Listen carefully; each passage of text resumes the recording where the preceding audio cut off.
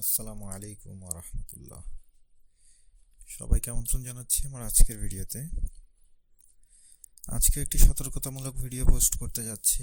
আপনাদের ভিডিওর মাধ্যমে আসলে সতর্ক করার চেষ্টা করব ছোট্ট একটি গল্পের মাধ্যমে। গল্পটি হচ্ছে বেশ কয়েক বছর আগে আমি, আমার এক কাজিন, সেই সাথে আমার বন্ধুরা ছিল, পাশাপাশি আমার পরিচিত ছোট ভাই, এরা সহ আমরা বেশ কয়েকজন গিয়েছিলাম কোনো একটি কাজে। তো সেই কাজের সুবাদে যেহেতু ওই জায়গায় অবস্থান করছিলাম, সেই সময় ওই স্থানে একটি বড়সড় মাহফিল হচ্ছিল। স্থানটি আসলে বলবো না কোথায়, তবে সেটা অবশ্যই সারসিনা নয়, এটা ছাড়া অন্য কোনো একটি জায়গা বরিশালের। সেই জায়গায় বেশ বিশাল এক মাহফিল হচ্ছিল। তো সেইখানে মাহফিলের বক্তা তিনি ওয়াজের সময় আক্ষেপ নিয়ে বলছিলেন যে তাবলীগের ইজতেমা ময়দান, সেখানে কেন বাংলাদেশের আলেম ওলামাদের ইনভাইট করা হয় না। আলেম ওলামা বলতে তিনি বুঝিয়েছে বাংলাদেশের যে তার মতো যারা আলেম ওলামারা আছেন, যারা হয়তো সরাসরিভাবে তবলিগ জামাতের সাথে সম্পৃক্ত নয়। তো তার ভাষ্য ছিল যারা তবলিগ জামাতের সাথে সম্পৃক্ত নয়, এইরকম আলেম ওলামা তো বাংলাদেশে অনেক আছে, সেই সমস্ত আলেম ওলামাদের কেন তবলিগ জামাতের এই বিশ্ব ইজতেমায় ইনভাইট করা হয় না, তাদেরকে কেন বক্তব্য দিতে দেওয়া হয় না। আমি সেদিনই শুনতে পেয়েছিলাম যে কেন, এখন আসলে নাম ওইভাবে বলাটা ঠিক হবে না, যাকে নিয়ে এখন অনেক বেশি বিতর্ক করছেন তারা, যে এইরকম লোকদেরকেই কেন সবসময় দেয়া হয়। তো ওনার কথা ছিল আসলে দিলে তাদের কোনো সমস্যা নেই, কিন্তু তাদেরকেও, বাংলাদেশের অন্যান্য যারা প্রথিতযশা আলেম ওলামা আছেন, তাদেরকেও যেন এই সুযোগটা দেয়া হয়, ওই স্পেসটুকু দেয়া হয়, প্ল্যাটফর্মটুকু দেয়া হয়, যেন তারাও দিনের কিছু কথা ইজতেমার সেই ময়দান থেকে বলতে পারেন। পাশাপাশি এটা দিলে সুবিধা কি, তিনি ইন রিটার্ন কিছু অফার করেছিলেন, সেটা হচ্ছে যদি তাবলিগ জামাত ইজতেমা ময়দানে তাদেরকে এভাবে কথা বলার সুযোগ করে দেয়, তাহলে তারাও তাদের এই যে বার্ষিক যে ওরস শরীফ হয়, সেখানে তারাও তবলিগের এই সাথী ভাইদেরকে বা মুরব্বীদেরকে তাদেরকে ইনভাইট করবেন, তাদেরকে ওই প্ল্যাটফর্মটা স্পেসটুকু দেওয়া হবে যে আপনারা চাইলে আপনাদের কার্যক্রম এখান থেকে চালাতে পারেন।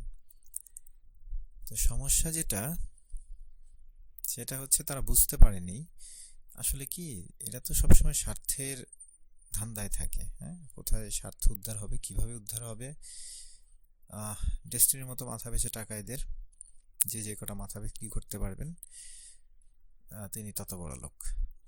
তো এরাও হচ্ছে মুরিদ সংগ্রহের ধান্দায় থাকবে, যত মুরিদ কালেক্ট করবে সেই মুরিদদের থেকে যত যত টাকা উঠবে সেটা দিয়ে তারা তাদের কার্যক্রম চালিয়ে নেবে। কারণ আমি নিজে দেখেছি সেই ময়দানে কিভাবে ট্রাঙ্ক ভর্তি করে টাকা নিয়ে যাওয়া হয়। যাই হোক, এই বিষয়ে এখন আর কথা বলতে চাই না, অনেক কথা উঠে আসবে তাহলে। তো মূল কথাটি হচ্ছে, সেই সময় থেকে, অনেক আগে থেকে এরকম শকুনের চোখ ছিল বাংলাদেশে তাবলিগ জামাতের নেতৃত্ব কেড়ে নেওয়ার জন্য। তো বাংলাদেশের মতো একটি দেশেই যদি এরকম কিছু শকুন থাকে, নিঃসন্দেহে বিশ্বেরও বিভিন্ন কিছু জায়গায়, বিশেষ করে 71 সালে আমাদের যে শত্রু রাষ্ট্র ছিল, সেখানেও কিছু এরকম থাকবে। এরকম কিছু লোকজন মিলেমিশেই এখন নতুন ধান্দা শুরু করেছেন তবলিগ জামাতের নেতৃত্বে। আগের যারা ছিলেন বা বর্তমান যিনি আমির, তাকে মানবেন না, নতুন করে তারা তাদের মতো একটি কমিটি গঠন করবেন, সেই কমিটির মাধ্যমে চলবে।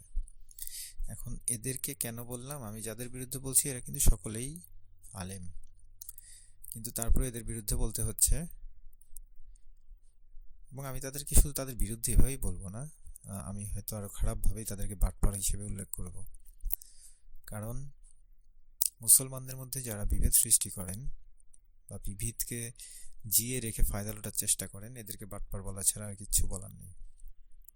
এই তৃতীয় পক্ষ, তারা এখন চেষ্টা করছেন এই বিভেদটা চলতে থাকুক।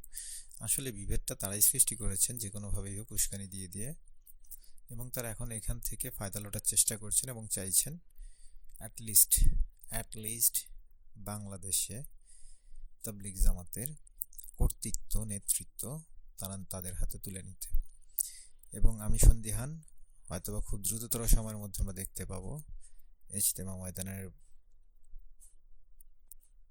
তাবলিগের কোনো এক ভাষণে বা কোনো এক বয়ানে মাওলানা মামিনুল হক সাহেব তিনি হয়তো বক্তৃতা করছেন। হয়তো সেখানে তিনি রাজনীতির আলাপও করতে পারেন, জানি না, কিন্তু খারাপ লাগবে, ভাবতেই খারাপ লাগছে, দেখতে তো খুব খারাপ লাগবেই। আল্লাহ আমাদের সবাইকে হেফাজত করুন। যাই হোক, সকলে সাবধান। আমাদের রাস্তাঘাটে কিংবা বাসে গাড়িতে আগে অনেক চোর বাটপার উঠত, এরা অনেক কিছু হাইজ্যাক করত বা নিয়ে যেত। সেই সময় শুধুমাত্র অর্থ বা সম্পদ নিয়ে এরা ক্ষান্ত হতো, কিন্তু এখন আমরা যে বাটপারদের হাতে পড়েছি, তাতে হয়তো ইমানটাই লুট হয়ে যাওয়ার সম্ভাবনা দেখা দিয়েছে। সকলে সাবধান থাকবেন, ভালো থাকবেন। আল্লাহ হাফেজ। আসসালামু আলাইকুম ওয়া রাহমাতুল্লাহ।